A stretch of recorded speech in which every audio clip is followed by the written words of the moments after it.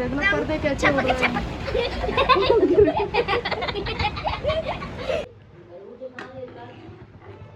क्यों आ रहा है? मैं चालू रखती।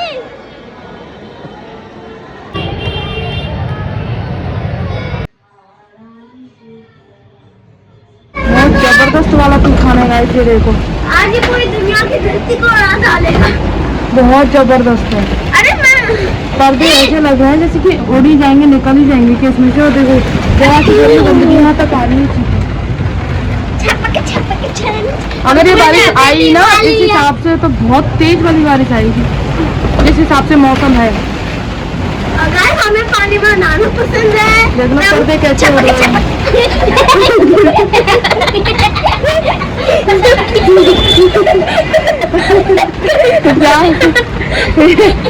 जल्दी हो गई है टायर, जरा लग जाएगी लग जाएगी। चलो बेटा अंदर आओ, अंदर पानी आ रहा है, देखना पूरे इसमें पानी आ गया। अंदर आओ, बहुत तेज बारिश है। और जून जुलाई अगस्त में क्या होगा? सितंबर। बिजली चमक रही है। चलो गाइस मोबाइल कर देते बंद। बारिश आई थी और अब देखो कितनी कड़ाके वाली धूप निकल रही है। बज गए हैं 5 और अच्छी खासी बारिश आने के बाद में कड़ाके की धूप। हाँ गाइस, पता है मैंने भगवान जी से प्रार्थना की थी। पूरा बच्चों खाना बनाने गई थी, खाने की तैयारी करके, तो बच्चों ने पूरी बालकनी साफ कर दी। हाँ बेटा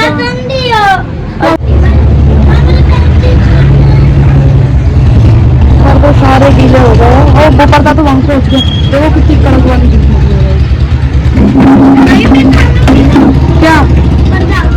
अच्छा तो मैंने कही थी बारिश होती बहुत तेज, मैं कही थी बारिश हो जाए, बारिश हो भी गई है ना, कड़क हवा चली हवा चली है ना। फिर मैंने क्या कहा कि भगवान जी बारिश रुक जाओ, रोज शाम रोज जो धूप निकलती है हमारे यहाँ वैसे धूप निकल जाए बारिश। तो वो निकल गई है भाई, इतने पसीने आ रहे हैं। और मैंने बालकनी साफ करी खुद, इसने पानी लाया। अब आपको दिखा रहा हूँ, देखो इतनी तेज धूप निकल रही है, आपको दिख नहीं रहा होगा पर देखो ये कार्डबोर्ड तेरे खेलने की चीजें नहीं है। ये पानी भर रहा था, मैंने बालकनी साफ कर दी। तूफान इतना ज़बरदस्त आया था गाइज, पूरा घर गंदा हो गया था। वैसे भले ही पूरा पैक है हमारा घर, लेकिन तूफान के लिए, धूल मिट्टी के लिए तो पता नहीं कहाँ से जगह बन जाती है। तो पहले झाड़ू पोंछा साफ़ सफाई की अच्छे से, देन उसके बाद में अभी मैं आ गई हूँ किचन में खाने की तैयारी करने के लिए। और अब मौसम एकदम ऐसा हो गया है जैसे कि कभी बारिश आई ही नहीं थी, बिल्कुल एकदम कड़क धूप निकल गई है। और आज मेरा मन था पनीर बटर मसाला बनाने का, लेकिन तूफान की वजह से लाइट चली गई और लाइट का भी पता नहीं कब तक आएगी, क्योंकि हो सकता है कोई खंभे वगैरह टूट गए हों तो लाइट की सप्लाई बंद हो गई। और इन्वर्टर से अगर मैं चलाती मिक्सी तो इन्वर्टर बोल जाता तुरंत ही लोड की वजह से, तो फिर दिक्कत होती। तो फिर मैंने सोचा चलो सादा ही बना लेती हूँ, क्योंकि प्याज कसने के लिए वो चाहिए थी मिक्सी, इसीलिए। तो पनीर बटर मसाला की जगह खोआ पनीर बना रही हूँ मैं। तो मैंने यहाँ पे ऑयल डाल के और साबुत खड़े मसाले 2-3, 2 लौंग, 3-4 काली मिर्ची और 2 तेज़पात के पत्ते और थोड़ा सा जीरा डाल के, और अब मैंने ग्रेवी जो मैंने बना के रखी थी 3 टमाटर की वो ऐड कर दिया। 3 मीडियम साइज़ के टमाटर थे, जैसे नींबू का साइज़ आता है ना उस साइज़ के। और ये पनीर मैंने घर पे ही निकाला था, इसको यहाँ निकाल के रख दिया है। ये मैंने मावा मंगाया है अभी, और पता नहीं क्वांटिटी कितनी है, लेकिन मैंने मंगाया 50 रुपये का, तो इतना मुझे पता है। हमारे ना मार्केट में है तो सारी चीज़ें बच्चे ही ले आते हैं, मुझे ज़रूरत नहीं होती है कि किसी चीज़ को बनाने बैठूँ तो फिर मैं सोचूं कि यार कब सामान नहीं है, क्या बनेगा, कब बनेगा।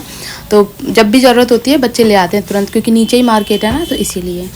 तो यहाँ पर मावा फ्रिज का रखा हुआ था, तो इसको मेल्ट होने में थोड़ा टाइम लगेगा। इसको अच्छे से भूनने के बाद में फिर थोड़ा थोड़ा करके मैंने पानी ऐड किया उसमें, और उसके बाद में ये सब्ज़ी की देख सकते हो आप, अभी इसको बॉईल होने देती हूँ 5 से 10 मिनट तक। और यहाँ पे मैंने पनीर काट करके रख लिए हैं अपनी शेप में, आप चाहो तो अपने मन के अकॉर्डिंग कोई भी शेप बना सकते हो। और ये देखो गाइस, अच्छे से 5-10 मिनट उबल चुकी है सब्ज़ी, और उबलने के बाद में कुछ ऐसी दिख रही है। अब मैं इसमें पनीर ऐड कर देती हूँ, और पनीर ऐड करने के बाद में 2-3 मिनट और बॉईल करूँगी। देन उसके बाद में इसमें गरम मसाला, कस्तूरी मेथी डाल के गैस कर देंगे गाइस बंद। और ये है हमारी फाइनल सब्जी का लुक। जिस टाइम पे तेज़ तूफान आया था ना, उस टाइम तो लग रहा था कि शायद आज गिरिराज जी के दर्शन करने जाना नहीं हो पाएगा, लेकिन मौसम खुल गया था और अभी आपको पता है ना, अंधेरा भी 7 साढ़े 7 बजे तक होता है। तो मैं 7 बजे दर्शन जाती हूँ वैसे तो, लेकिन अभी बज रहे हैं 6:30। मौसम थोड़ा सा ऐसा है ना, बारिश का कब पता नहीं, एकदम से अंधेरा सा हो जाए। बच्चों के साथ में जाती हूँ और सब्जी मंडी वाली मार्केट है ना, उसमें बहुत ज़्यादा गाय वगैरह रहती हैं, तो इस वजह से थोड़ा सा डर रहता है और ट्रैफिक भी बहुत हो जाता है। शाम के टाइम इतना ट्रैफिक हो जाता है, निकलना मुश्किल हो जाता है लोकल लोगों का, क्योंकि एक तो परिक्रमा भी चल जाती है, फिर व्हीकल सब शाम के टाइम ही ज़्यादा निकलते हैं और फिर पैदल वाले भी। और वही रास्ता गिरिराज जी के दर्शन जाने का है, गंगा की परिक्रमा का भी वही है, बड़ी परिक्रमा का भी वही रास्ता है, तो इस वजह से ट्रैफिक बहुत हो जाता है। तो थोड़ा सा टाइम से निकलने में ही ठीक रहता है बच्चों के साथ में। तो और आज ये वाली साड़ी मैंने गाइस फर्स्ट टाइम पहनी है। बहुत बहुत लाइट वेट है इसकी, जितनी तारीफ़ करूँ ना उतनी ही कम है। एक सेम साड़ी मेरे पास में आप लोगों ने देखी होगी, सेम साड़ी है मेरे पास में, सेम यही कलर है, सिर्फ ब्लाउज का कलर चेंज है उसका, और यही फैब्रिक है, यही सारी चीज़ें हैं। बस वो कच्चे गोटे में है, ये गोटे पत्ती में है, बस इतना फ़र्क है। मैं यहाँ पे ना फ़ोटो लगा दूँगी, आप लोग देख लेना। सेम साड़ी है, कलर भी सेम है, सारी चीज़ें सेम है गाइस। और गर्मी के हिसाब से ना एकदम कंफर्ट वियर साड़ी है सच में। मैंने ना इंस्टाग्राम से मंगाई थी, लेकिन उस टाइम पे लगा था कि शायद बहुत ज़्यादा ऐसा फैब्रिक अच्छा नहीं आएगा, लेकिन बहुत अच्छा फैब्रिक आता है। एक चीज़ तो है, देखो इंस्टाग्राम की जो साड़ियाँ मैं मंगाती हूँ ना, वो जयपुर से आती हैं, जयपुर से कनेक्ट रहती हैं, जयपुर का ही शोरूम रहता है। लेकिन वहाँ पर ना आपको जो एकदम नई चीज़ें जो निकलती है ना, एकदम नया जो चलता है, सिर्फ वही चीज़ें आप लोगों को देखने को मिलती हैं। उनका ना कॉन्ट्रास्ट होता है और वो चीज़ें आपको कॉपी करके कहीं नहीं मिलेंगी, लेकिन धीरे धीरे मार्केट में आती हैं, लेकिन स्टार्टिंग वहीं से होती है, तो इसीलिए मुझे पसंद है। 100-200 रुपये महंगी सस्ती होती हैं, लेकिन चीज़ आपको बढ़िया मिलती है, तो ऐसा सुकून रहता है कि हाँ फैब्रिक वगैरह सारी चीज़ें अच्छी हैं। और मैं हमेशा ट्रस्टेबल पेज से ही मंगाती हूँ, कभी भी ऐसे फ्रॉड वगैरह पेज से नहीं मंगाती। और जब भी ऑर्डर करती हूँ हमेशा 3-3 4-4 बार ट्रैकिंग ID वगैरह ये सारी चीज़ें करके तब मैं करती हूँ। और तू क्या कर रही हो बेटा?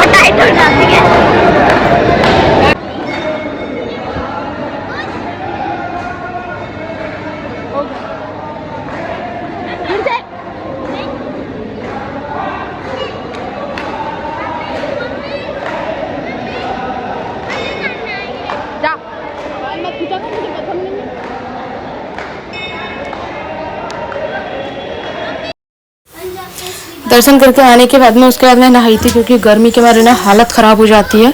और वहाँ से आके फिर मैंने अपना नाइट सूट नहीं बोलेंगे, नाइट साड़ी जो हम पहनते हैं, मेरा नाइट सूट ही है ये एक तरह से, क्योंकि हमारे यहाँ पे ना सब साड़ी ही पहनते हैं, सब नहीं मोस्टली मैं ही पहनती हूँ, बाकी तो सारी बहुएँ सूट पहनती हैं।